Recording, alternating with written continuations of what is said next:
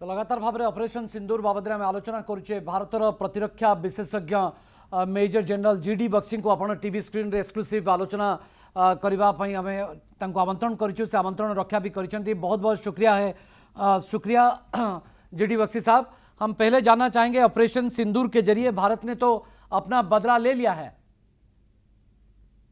नहीं, मेरा ख्याल से ये शुरुआत जी ये शुरुआत हम पाकिस्तान के पलटवार का बड़ी बेचैनी से इंतजार कर रहे हैं, क्योंकि वो हमको जस्टिफिकेशन देगा to escalate to a level जहां की हम पाकिस्तान की आर्मी आईएसआई को टारगेट कर सके, जो असली गुनहगार है, जो असली सरगना है इस टेररिस्ट इकोसिस्टम के।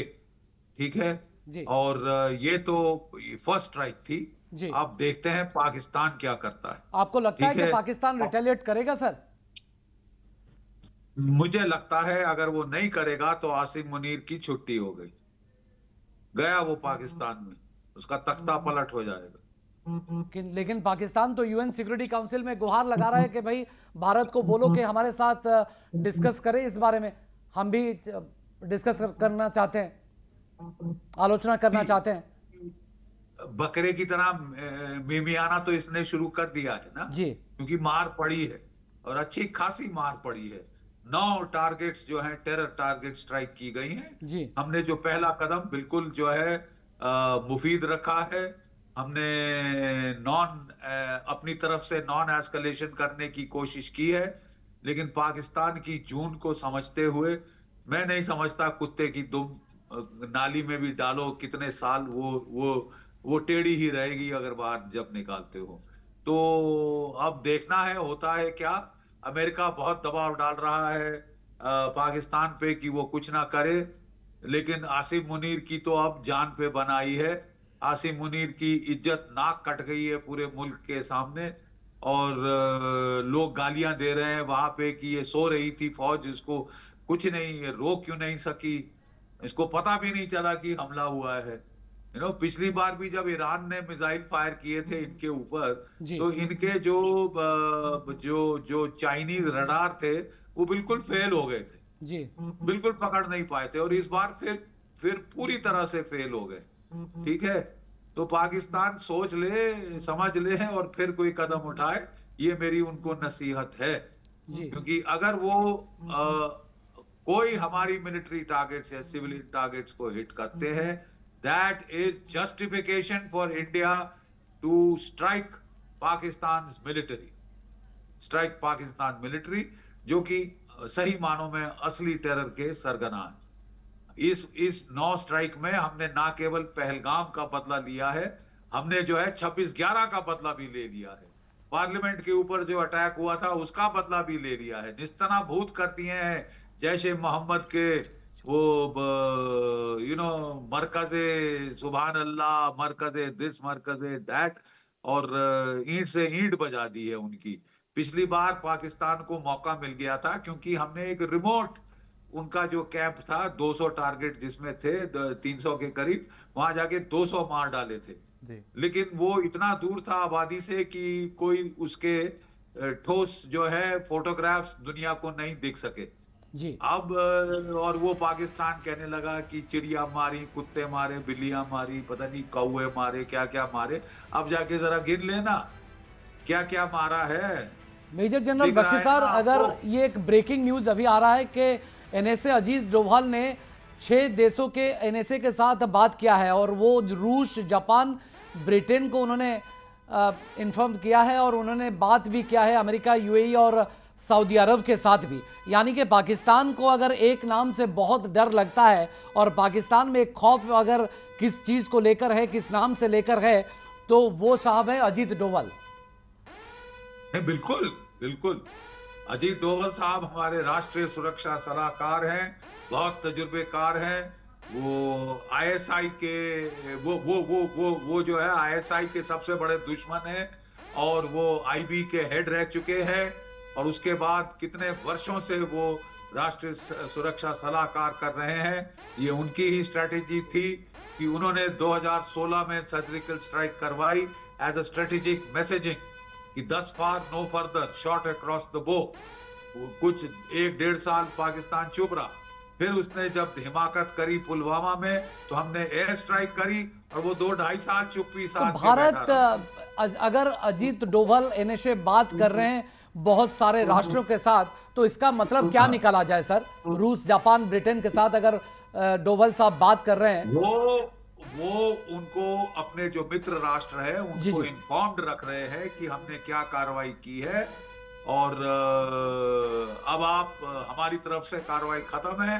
लेकिन अगर पाकिस्तान एस्केलेट करता है तो परिणाम बहुत उसके लिए खराब होंगे। ये चीन का उन्होंने टेक्नोलॉजी जतला अभी दिया है काम सब नहीं लोग। कर रहा है, तो आपको क्या लगता है पाकिस्तान गुहार लगाएगा चीन से कि हमें मदद दीजिए? अरे गुहार तो ऑलरेडी वो कब से लगा रहा है। जी जी, गुहार तो कब से लगा रहा है। लेकिन देखना है पाकिस्तान कि तो क्या अलग चीन थलग पड़ बूट्स गया ऑन है। द ग्राउंड डालेगा। मेरे जी, हिसाब से नहीं डालेगा। लेकिन पाकिस्तान अभी अलग थलग पड़ गया है सर, पूरी तरह से। तो बिल्कुल अलग तरफ पढ़ने की स्ट्रैटेजी ही तो थी डोभाल साहब की, जो जी कामयाब हुई है, जी जो बहुत कामयाब हुई है ये अलग थलग करने की स्ट्रैटेजी। और आज के दिन आप देखिए जो अमेरिका है, डोनाल्ड ट्रंप हमको सपोर्ट कर रहे हैं, उनकी पूरी कैबिनेट हमको सपोर्ट कर रही है। जी इसके चलते मैं आपको बताना चाहता हूं जी कि डोनाल्ड ट्रंप साहब जो हैं उन्होंने हमको अभी इमरजेंसी परचेज किया है हमने हॉकाई सैटेलाइट्स का, जिसके चलते अगर कोई चीन का जहाज आता है अरब सागर में, कोई तुर्की का जहाज आता है, हम फट से पकड़ लेंगे दूर से उसका, हमको अभी अर्ली आप बता रहे वार्निंग हैं मिल कि जाएगी ये और हम उसको दिस इज द उड़ा देंगे। बिगिनिंग और दिस इज द ट्रेलर, तो आगे और भी कार्रवाई बड़ा हो सकता है। हाँ, वो सब मुनस्सर है कि पाकिस्तान क्या करता है। जी जी वो हमको अगर जस्टिफिकेशन, अगर वो हमारे को मिलिट्री टारगेट्स हिट करेगा, हमारी सिविलियन टारगेट्स हिट करेगा, पूर्ण जस्टिफिकेशन देगा कि हम उसकी मिलिट्री टारगेट्स को अच्छी तरह आड़े हाथ लें। सर, जिस तरह से उनकी मुल्क की अंदरूनी हालात जिस तरह से हैं, जी। आपको लग रहा है कि पाकिस्तान कुछ कर सकता है? कोशिश करेगा और भुगतेगा। अगर कोशिश करेगा तो खाएगा अच्छी लेकिन मार। करेगा? अगर नहीं करेगा तो मुझे तो आसिफ मुनीर साहब की गद्दी डावाडोल लग रही है। वो ज्यादा देर नहीं रहेंगे आर्मी चीफ या पाकिस्तान में। तो भारत, ये तो पाकिस्तान बार बार कह रहा है कि हमारे पास एटॉमिक एनर्जी है, we have atom bombs, we can use it. तो आपको क्या लगता है? नहीं, कहता रहे, हाँ, गिदड़ भपकी देना दूसरी बात है, असली इस्तेमाल करना दूसरी बात है। कारगिल का युद्ध 3 महीने चला था, एक नहीं इस्तेमाल कर पाया। रशिया यूक्रेन का युद्ध 3.5 साल चला है, एक नहीं इस्तेमाल हुआ न्यूक्लियर बॉम्ब। जी धमकियां जो मर्जी दे दो। हाँ। रैशनल स्टेट एक्टर्स, जब डेटरेंस, न्यूक्लियर डेटरेंस होती है, दोनों साइड के पास न्यूक्लियर हथियार हैं, तो वो हथियारों का इस्तेमाल नहीं करते। तुम एक चलाओगे, हम 10 मारेंगे। पाकिस्तान ने तो ये भी कहा था कि आप पानी बंद कर रहे हैं तो हम खून बहा देंगे। ये सब बड़ी बड़ी बातें तो पाकिस्तान की तरफ हर वक्त भी कहा जाता था। तो इसीलिए भारत अपने प्रतिपक्ष को कभी तो वीक नहीं सोचेगा ना सर। नहीं तो आप पानी रोकोगे, हम खून बहा देंगे। हाँ, खून बहेगा तुम्हारा, तुम्हारा खून बहेगा। Get it right. क्योंकि हम भी परेशान हो चुके हैं, हमारा भी पानी सर के ऊपर से गुजर चुका है। आप समझते हैं अब औरतें बच्चे जब चाहो मार लो भारतवर्ष में, जब चाहो मजाक करो सर आज के दिन में अगर आप वर्दी में होते, नागरिकों के साथ। यानी कि यूनिफॉर्म में होते, तो क्या करते सर आप? क्या मैंने कहा मैं स्टार्ट करता, वैसे स्टार्ट किया गया है, बहुत अच्छा आगाज है। और मेरा तो जो बोलते हैं ना कि ये दिल मांगे मोर, काफी नहीं है मेरे हिसाब से। तो अभी और सजा मिलनी चाहिए पाकिस्तान को। ये कुत्ते की दुम है, इतनी जल्दी सीधी नहीं होगी। तो आपको अच्छी लगता मार है कि पड़ी भारत है, एक मिला रहा। लंबी लड़ाई लड़ेगा आतंकवाद के खिलाफ? लड़नी पड़ेगी। 1-2 बार से नहीं जाएगा ये हम पीछे करके देख चुके हैं ना। सिंगल सर्जिकल स्ट्राइक करी, फिर उसके बाद अब एयर स्ट्राइक करी, एक सिंगल सर्विस। अब हमने जो है आगे बढ़ के 9 कैंप ठोके जी। एक सिंगल टारगेट नहीं, 9 टारगेट ठोकी। तो उम्मीद है कि समझ आ गई होगी, नहीं समझ आती तो हम समझा देंगे। सर 9 यानी कि जो अड्डा है आतंकवादियों का, ये 90 भी हो सकता है, और भी बहुत बंकर होंगे जिसमें आतंकवादी छुपे हुए होंगे, क्या लगता है आपको? देखिए मेरे हिसाब से जी आतंकवादी मोहरे हैं पाकिस्तान की फौज के, वो एक्सपेंडेबल। जी। कोई फर्क नहीं पड़ता पाकिस्तान की फौज को, आप जितने मर्जी आतंकवादी मार दो। हम्म। वो तो नाली के कीड़े हैं, वहां से उठा के लाता है स्लम से, कराची की, लाहौर की, ठीक है। और जी उनको चूरमा दे दे के मजहब का 72 हूरों के सपने दिखा के हिंदुस्तान में भेजता है, कत्लो गारत के लिए मर जाते हैं, उसको दो स्वाह का फर्क नहीं पड़ता। तो अब उनके हेडक्वार्टर्स वगैरह हिट हुए हैं, बड़े बड़े सरगना हिट हुए हैं, जी। अब दर्द तो हुई है। मासूद अजहर ये लेकिन पाकिस्तान में बोल रहा है कि मैं भी अगर मर जाता तो अच्छा हो जाता सर। हाँ, तो मर जाना था ना, हम्म। भाग क्यों रहा है फिर? खड़ा हम्म। हो जाए एक जगह, तेरे को भी देख लेंगे। लेकिन मासूद अजहर, तेरे हाफिज को तो सईद अभी बहुत भी देर से ढूंढ रहे पाकिस्तान में हैं। छुपे हुए हैं, तो हाँ टारगेट तो हाँ, वही है, अब मास्टरमाइंड तक औरतों तो के पहुंचना पीछे चाहिए। बच्चों को शील्ड इस्तेमाल कर रहे हो। जी। हाँ, और वैसे बड़े सूरमा बनते हैं ये, हम्म। मोटे ताजे हो गए हैं, हट्टे कट्टे खा पी के, अब औरतों के पीछे छुप रहे हैं जाके। जी। तो मुनीर साहब को क्या मैसेज देना चाहेंगे जनरल बख्शी? मुनीर साहब को मैसेज जाएंगे, शुरुआत आपने करी, अंत हम करेंगे। तो पाकिस्तान के साथ ऐसे ही बदला लिया जाना चाहिए था, या और बड़ा, या यानी कि आने वाले दिनों में और भी कुछ बड़ा हो सकता है? ये बहुत सही पहला कदम है ना, पहला कदम से सीधे हम इंटरनेशनल अपने मिल्क जो जो मित्र राष्ट्र हैं उनको भी साथ लेके चलना है ना। जी तो पहले पहले बार में ये बहुत काफी है। जी। For the first tribe this is very good, okay very good. Okay. अब एस्केलेशन लैडर पाकिस्तान के ऊपर है, जितना ऊपर चढ़ना चाहता है। अगर अभी भी होश हवास इसके सीधे हो गए हैं तो हमें कोई ऑब्जेक्शन नहीं, ठीक है। सर, अगर आज इतना के दिनों काफी में है आपके अगर लिए तो आज बता मैं दो, ये सवाल नहीं आपको तो वो भी पूछूं बता दो, कि वो तो भारत, बताएगा अपने रिएक्शन से। जी जी सर, मेजर बख्शी, अगर मैं आज के दिन में ये सवाल आपसे पूछूं, अभी पूछूं कि भारत और पाकिस्तान के सेना के बीच में बुनियादी फर्क क्या है? बुनियादी फर्क है कि हम प्रोफेशनल्स हैं। जी। हम केवल अपने अपने जो जो जो हमारा कर्तव्य है, हम्म। जो हमारा प्रोफेशन है, उस पे फोकस करते हैं। पाकिस्तान की फौज बिजनेस करती है, पाकिस्तान की फौज राजपाट चलाती है, जी पाकिस्तान की फौज प्राइम मिनिस्टर्स को कैद करती है और जो है कठपुतलियां नचाती है सिविलियन गवर्नमेंट के नाम जी नाम पे। जी। सर तो आपको लगता है कि इजराइल के नक्शे कदम पर भारत को भी आगे बढ़ना चाहिए, यानी कि इजराइल हमारे सामने एक रोल मॉडल होगा? नहीं, जी। एक मिनट। हाँ जी हाँ जी हाँ जी। जी जी जी। नहीं, इजराइल हमेशा हमारा रोल मॉडल रहा है, बहुत जबरदस्त पलटवार करता है। लेकिन इजराइल की जो है उनका काम हमसे आसान है जी कि कोई नेशन स्टेट एक्टर उनके खिलाफ नहीं खड़ा हुआ। जी। जो खड़े हुए थे वो पिट गए लड़ाई के मैदान। हम्म। अब रह गए हिजबुल्लाह, हौती, हमास वगैरह, जी ठीक है। तो इनके चलते उनके पास ना न्यूक्लियर हथियार हैं ना पक्की फौजें हैं। तो इजराइल उनको जब चाहे अच्छी तरह से लताड़ता है, मार लगाता है, जी ठीक है।